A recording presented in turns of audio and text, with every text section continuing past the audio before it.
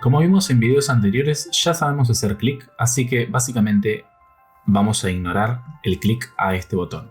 Bien, vamos a trabajar con el double click me y el right click me. Primero vamos a identificar este botón de la misma manera que venimos haciendo hasta ahora.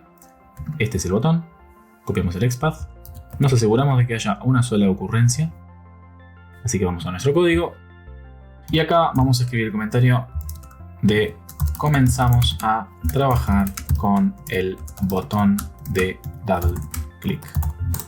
Así que hacemos un web element button double click igual driver.findBy XPath y nuestro XPath del double click. Una vez que tenemos este elemento identificado, como ustedes pueden ver, si nosotros intentamos ver los elementos de este botón double click, no tenemos ninguno que sea double click.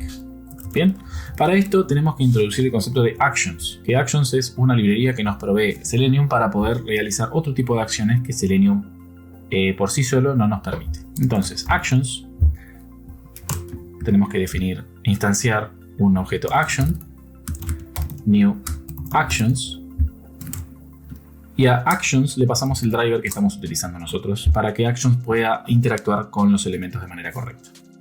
Ahora bien, action, si nosotros nos fijamos en los métodos que tiene, tenemos un método double click. Tenemos dos, double click. Nosotros vamos a utilizar el primero, que es el que recibe un web element, que ya lo tenemos identificado arriba, que es el button double click como parámetro, para poder ejecutar el double click. Bien, entonces vamos a pasarle button double click.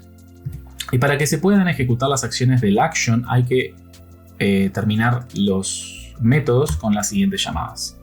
Primero se hace un build y luego se hace un perform. Entonces vamos a ejecutar este código.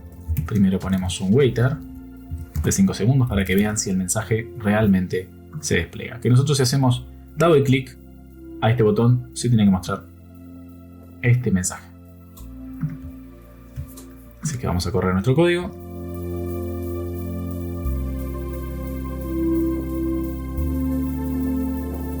Y vamos a ver si realmente se muestra ese mensaje.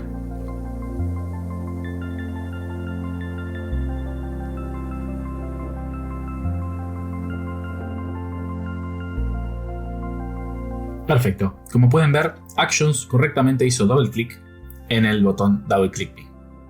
Ahora, en el próximo video, vamos a ver cómo hacer un right click utilizando Actions también.